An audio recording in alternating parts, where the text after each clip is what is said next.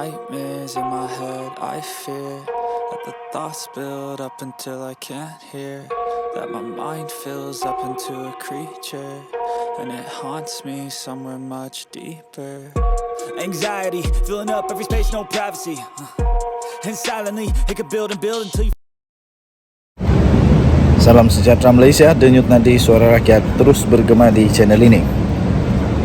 Kebawah Duli Yang Maha Mulia Seri Paduka Baginda yang di-Pertuan Agong akan berundur daripada tahtah sebagai di-Pertuan Agong Malaysia pada Januari 2024 ini dan akan ditukar oleh Kebawah Duli Yang Maha Mulia Sultan Johor sebagai Agong kita. Menariknya tentang Sultan Johor ini, Sultan Johor adalah seorang sultan yang amat dikasihi oleh rakyat, dan Baginda adalah seorang sultan yang tidak akan berkompromi dengan sebarang salah laku, penunggang-penunggang agama, rasuah, apa sajalah yang boleh menggugat keamanan negara, yang boleh memecah belahkan keamanan, keharmonian negara Malaysia yang selama ini kita pertahankan. Terbaru, Baginda Sultan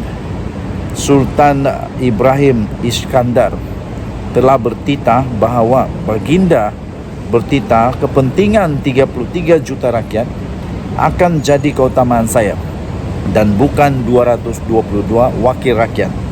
Itu berbunyi satu amaran keras kepada semua ahli politik Malaysia yang hanya pentingkan perut sendiri, yang hanya pentingkan jawatan, yang hanya pentingkan untuk pastikan parti dapat berkuasa, yang pastikan parti dapat menutup yang perlu ditutup, apa-apa sajalah, tutup kekalahan, tutup apa sajalah yang perlu ditutup, tutup kemaluan kah, semua yang perlu ditutup. Ini daripada Sultan Ibrahim. Jadi bagi mereka yang memang suka menunggang parti kah, menunggang agama kah, dengan kuasa yang diberi oleh rakyat kepada mereka, ini berita buruk bagi kamu semua. Dan ini satu berita yang sungguh gembira bagi seluruh rakyat Malaysia. Saya sebagai rakyat Malaysia amat mengalu-alukan Duli Yang Maha Mulia Sultan Johor ini untuk menjadi bakal agung kita yang akan datang. Sultan Johor, Sultan Ibrahim Iskandar telah bertitah pelantikan Baginda sebagai yang di-Pertuan Agong yang ke-17 bukanlah satu kenaikan pangkat, tetapi itu adalah satu tambahan lagi tanggungjawab yang memerlukan pengorbanan masa dan tenaga sebagai ketua negara. Sultan Ibrahim turut bertitah keutamaan Baginda adalah bukan kepada 222 ahli politik Malaysia yang sentiasa bercakaran, yang sentiasa nak kuasa, yang sentiasa cuba untuk menumbangkan orang lain, yang sentiasa cuba untuk mempertahankan yang salah, yang sentiasa cuba untuk membuat cerita sampai kena saman lah, tak malu. Rakyat lihat ni. Jadi Sultan Ibrahim bertitah keutamaan, kepentingan yang Baginda tekankan ialah bukan kepada 222 MP wakil rakyat Malaysia, tetapi kepada 33 juta rakyat yang akan menjadi kepentingan dan keutamaan Baginda. Baginda bertitah, saya merasakan negara pada hari ini telah dijangkiti oleh satu virus yang pernah saya sebutkan dahulu semasa di Pasir Gudang, iaitu virus perpecahan. Agak-agaknya siapa yang suka mendendangkan tentang perpecahan ini? Siapa yang suka sangat untuk cuba-cuba untuk mendendangkan ada perpecahan kaum di Malaysia? Jangan main-main. Agung yang baru nanti ini, baru kamu tahu tinggi rendah langit ini. Cubalah kalau berani. Baginda bertitah virus ini berpunca daripada pemimpin politik yang sanggup berbalah, caci memaki, menabur fitnah dan memecahkan perpaduan rakyat demi mengejar kuasa dan kepentingan untuk diri sendiri. Itu titah Baginda. Siapa yang terasa siapa yang terasa, yang suka mencaci maki, yang suka memfitnah, yang terasa pedas itu yang makan lada lah. Jadi sebelum baginda Sultan Ibrahim jadi agung, cepat-cepatlah kamu bertobat. Cepat-cepatlah bertobat supaya jangan sampai nanti penyesalan itu sudah terlambat.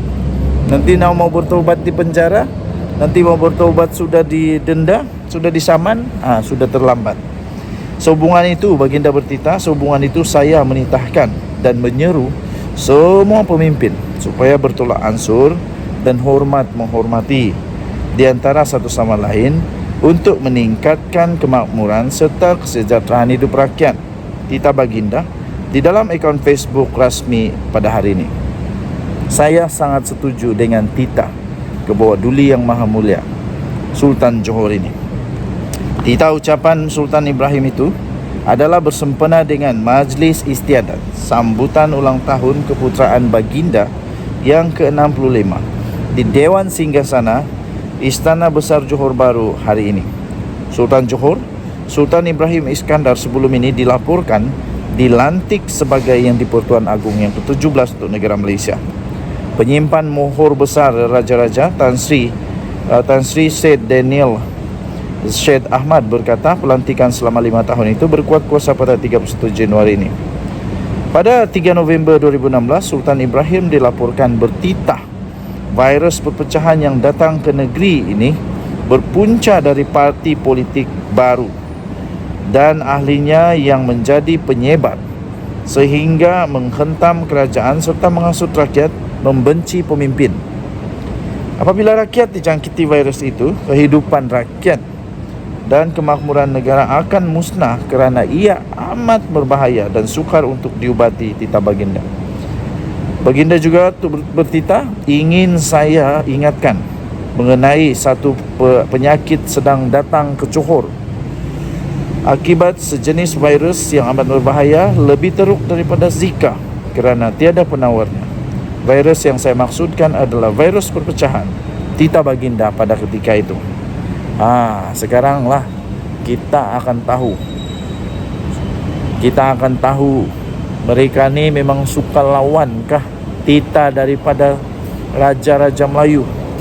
Bukankah kita perlu menghormati dan menjunjung tinggi kedaulatan Raja-Raja kita ini?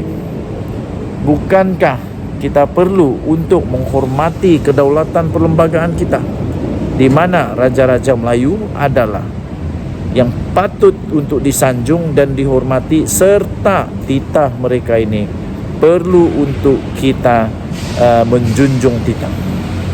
Jangan sampai nanti cuba untuk nak jadi hero, tapi akhirnya jadi pula pengkhianat, jadi pula penderhaka. Denyut Nadi Suara Rakyat bergema di channel ini. Jangan lupa tekan butang subscribe, like dan share. Malaysia kita punya, cinta Malaysia ku, kita jaga kita. Bye-bye.